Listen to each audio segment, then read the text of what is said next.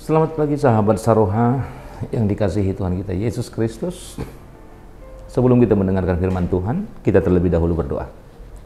Kasih karunia bagimu dan damai sejahtera yang dari Allah Bapa di dalam Kristus Yesus Tuhan kita. Amin. Sahabat Saroha yang dikasihi Tuhan kita Yesus Kristus, firman Tuhan yang menjadi nats renungan kita untuk pagi hari ini tertulis di dalam 1 Timotius pasal yang kedua, ayat yang keempat. 1 Timotius, pasal yang kedua, ayat yang keempat. Demikian firman Tuhan. Yang menghendaki supaya semua orang diselamatkan dan memperoleh pengetahuan akan kebenaran. Demikian firman Tuhan. Sahabat Saroha, nats ini mengandung kebenaran teologis yang mendalam. Dan demikian juga memiliki sebuah implikasi yang sangat luas bagi pemahaman kita tentang bagaimana Allah memiliki misi terhadap gereja, memiliki misi terhadap penyebaran akan firman Tuhan di tengah-tengah kehidupan umat manusia itu sendiri.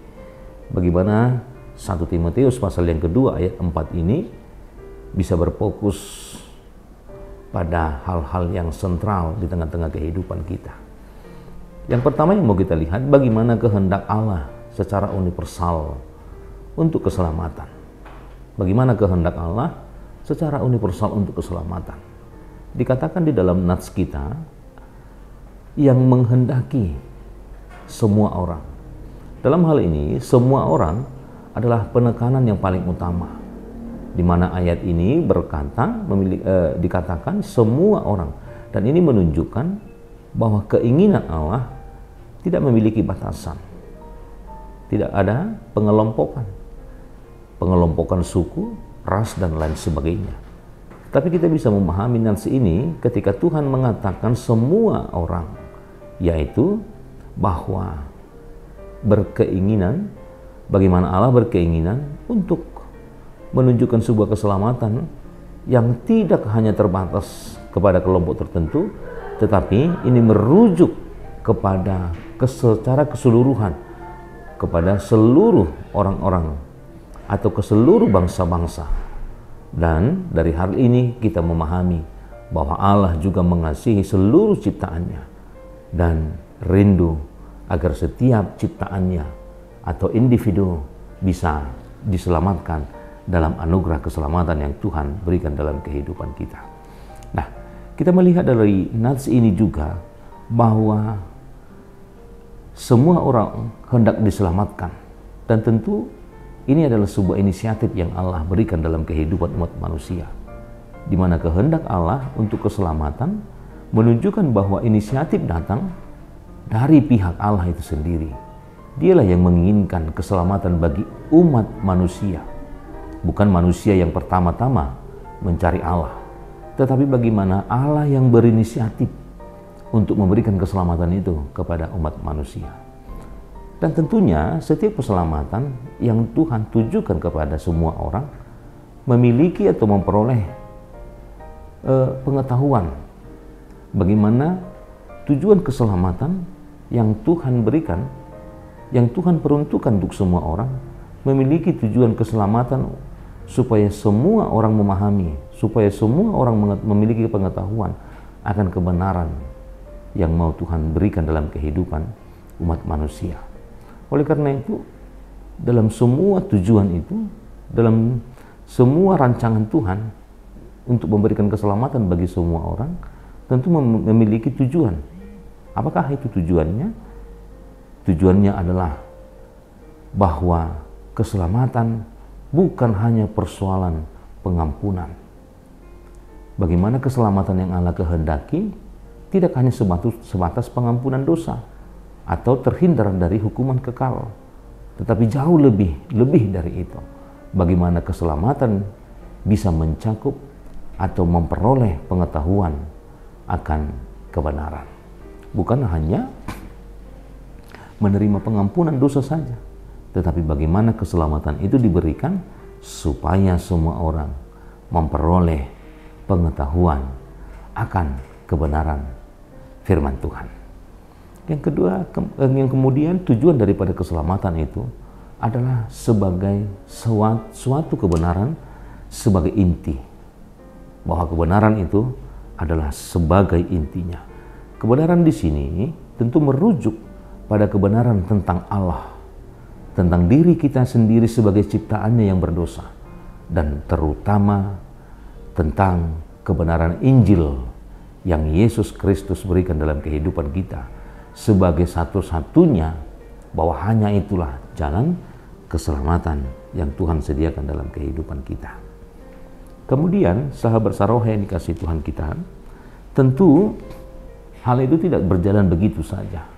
Tentu akan ada proses yang terus-menerus harus berkelanjutan. Bagaimana seseorang, bagaimana semua orang untuk memperoleh pengetahuan akan kebenaran. Bukan hal yang terjadi sekali saja, tetapi itu semua harus berkelanjutan, harus berproses hari demi hari, tahun demi tahun, dan selanjutnya harus memiliki proses. Bagaimana prosesnya? Bahwa proses itu tidak hanya terjadi sekali, melainkan prosesnya harus sepanjang hidup seseorang, selama dia percaya melalui dengar-dengaran akan firman Tuhan, membaca firman Tuhan, menerima pengajaran, dan juga persekutuan, dan juga pengalaman-pengalaman pribadi dengan Allah.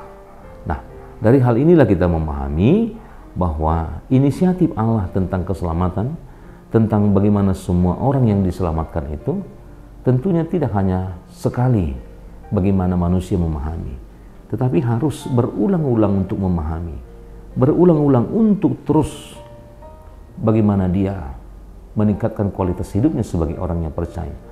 Bagaimana dia setiap harinya mengulang-ulang tentang akan kebenaran firman di tengah-tengah kehidupannya. Tujuannya adalah untuk memperoleh pengetahuan, untuk memperoleh pemahaman bahwa kebenaran Injil, kebenaran firman Tuhan adalah sesuatu yang mutlak di tengah-tengah kehidupan kita, yang harus kita percayai, yang harus kita hidupi sebagai orang-orang yang menerima pembenaran pengetahuan akan hidup itu. Oleh karena itu, jika demikian, ketika seseorang sudah memiliki pengetahuan, pemahaman akan kebenaran firman Tuhan, maka kita akan menerima hidup dalam kebenaran. Sehingga ketika kita juga hidup di dalam kebenaran, maka kita adalah orang-orang yang dipanggil untuk hidup sesuai dengan kebenaran tersebut. Tentu kebenaran itu hanya bisa ditunjukkan melalui apa yang bisa kita lakukan dalam kehidupan kita. Melalui segala perbuatan, melalui segala ucapan kita, kebenaran itu akan terungkap, akan terlihat dari seluruh apa yang bisa kita lakukan di tengah-tengah kehidupan kita. Oleh karena itu, sahabat Sarohe yang dikasihi Tuhan kita, firman Tuhan pada saat ini mendorong kita untuk beberapa hal. Yang pertama, bagaimana kita meyakini dan mensyukuri tentang kasih Allah yang universal, dan di dalam kasih itu tersirat bagaimana Allah merindukan keselamatan bagi semua orang, dan bagaimana keselamatan yang Tuhan tunjukkan untuk semua orang ini, Tuhan merindukan kehadiran dan kedatangan untuk semua orang tanpa terkecuali. Demikian juga dengan kehidupan kita.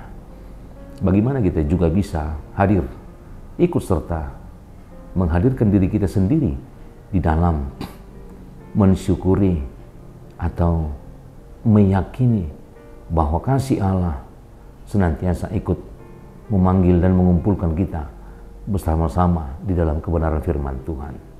Kemudian yang berikutnya, bagaimana kalau atau ketika kita merasa memahami, memiliki beban dan kerinduan yang sama untuk diselamatkan, dan aktif di dalam pemberitaan Injil. Maka dengan kerinduan itulah atau dengan keinginan itulah kita bisa harus berbagi keselamatan bagi orang, mengajarkan, memberikan pemahaman agar mereka juga bisa memahami dan memiliki pengetahuan akan kebenaran-kebenaran hidup. Itulah yang harus kita lakukan di tengah-tengah kehidupan, supaya kita senantiasa terus bertumbuh di dalam memiliki pengetahuan tentunya akan kebenaran firman Allah. Oleh karena itu sahabat Saroha yang dikasihi Kristus Yesus, sebagai orang-orang yang percaya, tentunya kita di dalam kehidupan kita, sebagai orang-orang yang percaya, yang memahami bahwa kita menerima keselamatan, anugerah itu di tengah-tengah kehidupan kita sebagai orang yang sudah ditebus oleh Yesus. Bagaimana kita menjadikan itu semua sebagai suatu tanggung jawab kita untuk senantiasa berbicara kepada apa yang kita imani, apa yang kita percayai, apa yang kita pertahankan sebagai iman kita di tengah-tengah kehidupan kita. Oleh karena itu, maukah di dalam setiap perjalanan kehidupan kita untuk meluangkan waktu dengan datang tanpa ragu-ragu dan juga senantiasa berdoa kepada Yesus di tengah-tengah kehidupan kita. Yakinlah dan percayalah, kita juga adalah orang-orang yang dirindukan Tuhan untuk hadir di dalam misi keselamatannya. Mari hadir, meluangkan waktu supaya kita menjadi bagian dari orang-orang yang menerima keselamatan Tuhan.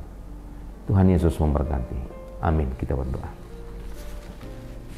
Bapa di surga, terima kasih Tuhan, firman-Mu yang menyapa kami pada pagi hari ini, mengingatkan kami bahwa segala sesuatunya dalam kehidupan kami adalah anugerah Tuhan, baik juga keselamatan kehidupan kami. Itu adalah pemberian Tuhan yang sungguh-sungguh berharga di dalam kehidupan kami. Ajar kami Tuhan untuk menghargai setiap pemberian Tuhan melalui anugerah Tuhan, melalui keselamatan yang Tuhan berikan dalam kehidupan kami. Engkaulah yang senantiasa mengajar kami untuk memakai kehidupan kami. Selangkah pun dari kehidupan kami hendaklah menjadi bagian dari pemberitaan kasih karunia, pemberitaan firman Tuhan melalui apa yang boleh kami perbuat. Kami yakin dan percaya Tuhan bahwa banyak hal yang kami hadapi di tengah-tengah kehidupan kami, baik di tengah-tengah ekonomi keluarga, perjalanan keluarga, perjalanan pekerjaan kami. Banyak hal yang bisa saja menyebabkan kami di dalam kelemahan-kelemahan. Tetapi kami yakin Tuhan bahwa Tuhan senantiasa hadir untuk memberikan kami hikmat, kekuatan, dan senantiasa menopang kehidupan kami agar kami tidak jatuh di dalam kelemahan, tetapi kasih karunia Tuhan yang kami pahami berada di tengah-tengah kehidupan kami. Oleh karena itu, senantiasa ajar kami melalui Roh Kudus-Mu agar kami semakin memahami apa yang Tuhan kehendaki, terlebih untuk kami lakukan dalam kehidupan kami. Oleh karena itu, segala sesuatunya dalam kehidupan kami, jemaat-Mu dimanapun mereka berada, kami serahkan hanya dalam tangan pengasihan Tuhan, dan Tuhan juga menghapuskan segala dosa pelanggaran kami, agar kami senantiasa layak menerima berkat-berkat Tuhan. Terpujilah Engkau hingga selama-lamanya. Amin.